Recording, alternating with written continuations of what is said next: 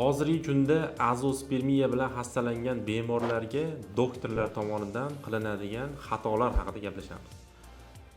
Birinchi xato bemorga to'liq diagnoz qo'ymaslik, ya'ni to'liq tashxis qo'ymaslik. Bemorlar keladi azospermiya holati bilan spermogramma ko'rsatkichlari hammasi 0, lekin biz spermogrammani sentrifuga qilib tekshirganimizda 5, 6, 10, 20 donagacha urug' hujayralari topiladi.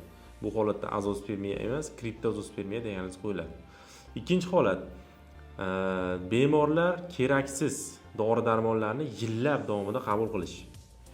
Keraksiz bo'lsa ham mayli, ba'zi hollarda zararli bo'lgan gormonlarni qabul qiladi va buning natijasida operatsiya davomida ham urug' chiqish ehtimoli keskin pasayadi.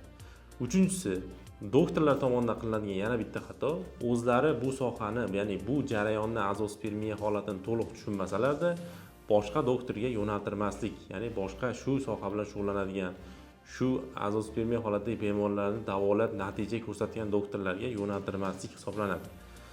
Buning natijasida bemorning bekordan bekorga vaqti va mablag'i sarf bo'ladi.